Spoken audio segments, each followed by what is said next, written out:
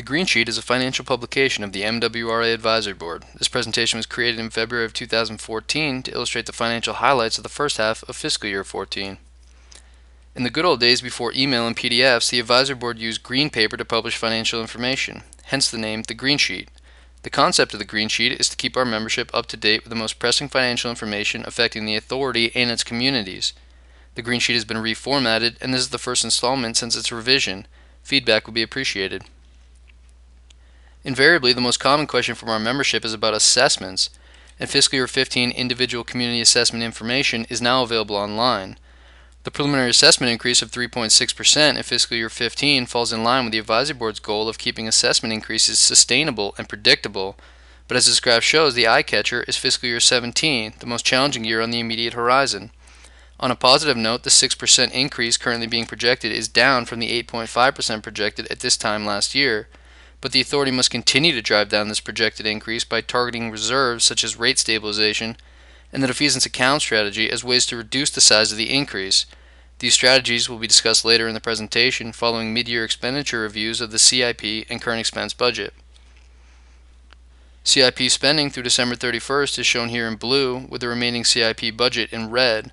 Focusing on wastewater, it's clear that this category has been significantly underspent through the first half of the fiscal year. However, underspending in this category is often outside of the control of the authority due to community-managed CSO projects, which are nearing the end, with 32 of 35 projects in the long-term CSO control plan completed, and the last project through the planning stage and set to begin construction in August of 2014. Also, the II program can only progress as fast as the communities are willing or able to spend their portions of the grant and loan program. Looking at waterworks, spending is on track overall, but the CIP spending for the Spot Pond storage facility is behind due to site issues and delays in equipment delivery to the tune of over $4 million, which is offset by overspending on the local water system assistance program. Finally, administration is the smallest piece of the CIP pie, meaning that the 23% expended is not a primary driver of the agency-wide underspending, but there are some interesting factors to administration. For example, the alternative energy initiatives were underspent mainly due to repairs being made to the Deer Island wind turbines, while information technology, or MIS, was overexpended due to progress being made in the implementation of the IT strategic plan. Overall, the fiscal year 14 CIP outlook can change significantly come springtime when weather conditions improve, and a full review of the fiscal year will be performed in a future installment of the Green Sheet. Moving now to a bird's eye view of the current expense budget, the CEB was just under 50% expended through the first half of the fiscal year as compared with the total budget, with direct costs being comfortably under 50% expended and capital financing discussed later also under 50%. Indirect costs appear here to be the biggest issue at 63% expended through December 31st. However, upon closer review of the right-hand column, the indirect cost category has been well maintained for the first half of fiscal year 14, with all of these categories of spending at or below 50% expended. The pension contribution, however, is not treated like other indirect expenses, which are funded over the course of the fiscal year. The pension contribution is funded in a lump sum, meaning no other expense is planned for fiscal year 14. What must also be mentioned is that the $12.4 million contribution is indicative of the authority's current pension liability strategy.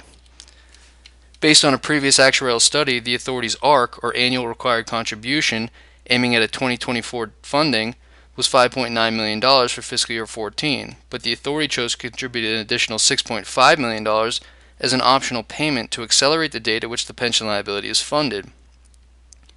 The Advisory Board endorses the authority's policy to aggressively fund its pension liability prior to addressing the other post-employment benefits liability, also known as OPEB.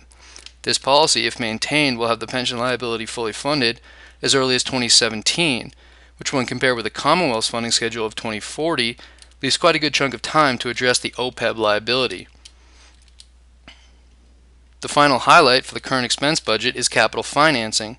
Seen in red is the savings from variable debt costs being lower than budgeted, which is netted out with a contribution to the defeasance account. Through December, $6.4 million was transferred into the account. The defeasance account is essentially a prepayment of future debt service, planning ahead for years when debt service is expected to significantly impact rate assessments. And the total projected fiscal year 14 defeasance of $16.5 million is being eyed as potential savings for fiscal year 17. To summarize, the Advisory Board's current focus stretches beyond the current fiscal year. The Advisory Board and the Authority are keeping fiscal year 17 in sight at all times, and the Advisory Board appreciates the efforts of the Authority to manage direct and indirect costs, allowing for rate stabilization reserves to be earmarked for fiscal year 17, while also continuing the defeasance account strategy, which will help mitigate the impact of debt service in fiscal year 17 as well. This has been the first installment of the revised Green Sheet, a financial publication of the MWRA Advisory Board. For any questions or comments, please feel free to contact us by phone, email, or visit our website at www.mwraadvisoryboard.com.